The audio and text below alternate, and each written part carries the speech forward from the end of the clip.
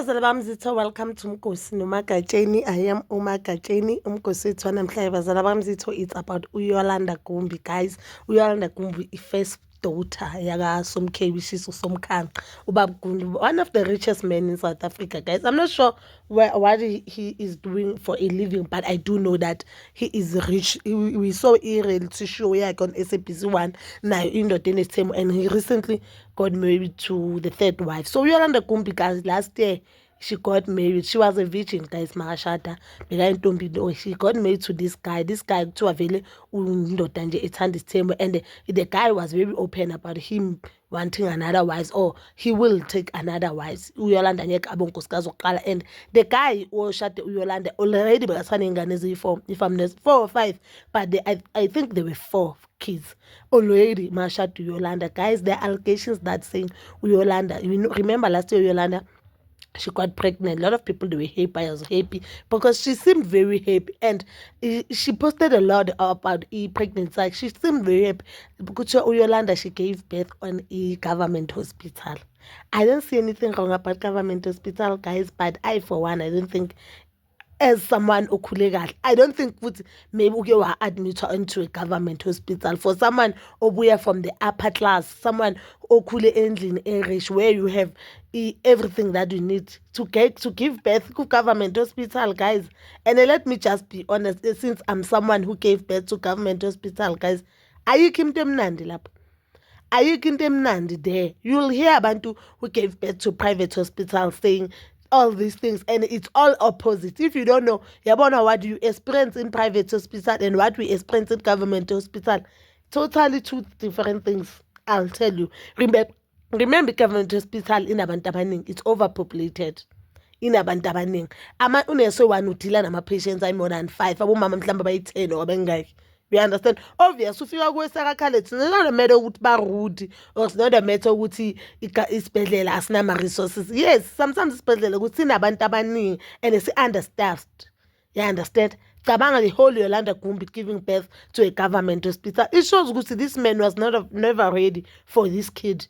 It shows that this man didn't have a budget for Mtana Yolanda. Your first kid, you give a birth to a government hospital. Now, guys, the allegations that they're saying Yolanda go apartment, they've moved to apartment, and this guy has, and so is dating the one of the baby mamas. We don't know which baby mama, but remember last year Yolanda Mazo shattered, there was this girl obera kulu akipika about the guy, and the girl bega baby, one of the baby mamas while ingane lezi ugirl bekasho ngalendlela leyo ukuthi yena nalo mfana bathathanda nakhona, and indoda bemthembisa umshada, but indoda said they're no longer together, and he decided to get married to Yolanda. You know, I remember mina uSomkhe yamkhuzu Yolanda, you know what, my daughter, bheka izincwadi uhlukane nafana, and Yolanda, I think yena maybe ithathe kancane because nayo ukhule ngusibaba ikane same.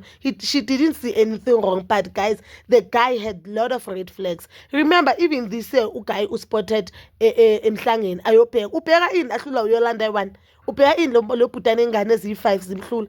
This is so sad. I've seen someone ambhale ukuthi this guy ususi Yolanda from there on top to just ukuthi azomphilisa impilo middle class. First, I don't think this is middle class, guys. Ucabanga ukhule having everything, then uzothathwa indoda uzigcine for 21 years, uzigcine uziphathe kahle for indoda ezodlala ngawo. I think emhlangeni now we've seen muskuthi le ngane zami emhlangeni, which they are doing a very good thing. Zishada amadoda ziwela ezandleni zamadoda who are not serious, amadoda nje astowed. I think maybe labo mama meli babafundise more about umshado, bangajabuleli umshado, ene kungabi ukuthi uzigcinela ukushada, ukuthi uzigcinela because indlela ukuthi ingane ziziphathe kahle. Now indaba yomhlanga sengathi into wrong, you understand, because ingane lezi ziyahlala zizigcine zibe right, zifunde, okay, ezinye mhlambe zingayithishara, but only to get married to indoda ene abafazi abayi-5, and sometimes uthi le ndoda kuwabonela abafazi abayi-5 abahleli abekho happy. You understand ukuthi indaba yomhlanga seyivele ngathi into wrong, kanti it's not a wrong thing, it's a right thing. Mina I think isystem right yokuphutha ingane since, and ukwenza ingane zingabi pregnant at a very young age. But ke I think le ngane mele kulethwe abantu bazokhuluma nabo ukuthi umshado akusile into abacabanga ukuthi and umshado akusiyo yonke into. Zigcine uzigcinela ukuthi wena ufuna ukuziphatha kahle ujabulise abazali bakho uzijabulise nawe self ube proud of yourself, not ukuthi uyozigcinela indoda ezodlala into kaYolanda guys is so very sad and it's something I do not want to wish even now usitha sami because ingane iziphethe kahle. And one thing about i-relationship, I don't want to say about amadoda, you'll date someone thinking ukuthi lo muntu lo uzokunakekela lo muntu lo uzimisele ngakukathi no lo muntu lo imikhuba yakhe ayeka. So I think it's not too late ukuthi uYolanda lahle le ndoda the cheating husband. It's never too late ukuthi uYolanda abuyele kubo. Dala abantu babuyele makubo baqala kabusha guys. She's still young, she's 22 or 23, so she's still in her early 20s. Angabuyela kubo unometric ayihlalele kubo. It's not like futhi uphume ngendlela wrong. Uphume ngomshado which is the right thing, and ukhleka komshado I don't think mina it's a bad thing. Umshado uyahluka, abantu bayahlukana guys, nasemjoleni abantu bayahlukana. So ngibona ngathi kungcono vele mawubuye emshadweni, angithi uphume ngendlela right. Makabuyele kubo uYolanda, abuyele esikolweni, ashiye ingane endlini, abe right, asebenzeni, because if uzohlala aphila impilo yokuthi izomamela le ndoda, I don't think ukuthi impilo yakhe izoba happy. Ngapha there are allegations that saying umyeni wakhe lo uyo omsuso of social media, and we know that social media guys, maybe manje she'll be working with brands, big brands, at least bayazozenzela imali yakhe naye ukuthi azokwazi ukuthi ukuzondla awondla ingane yakhe, azokwazi uku-afforda impilo yakhe. So now akana income, ubhekane nale ndoda.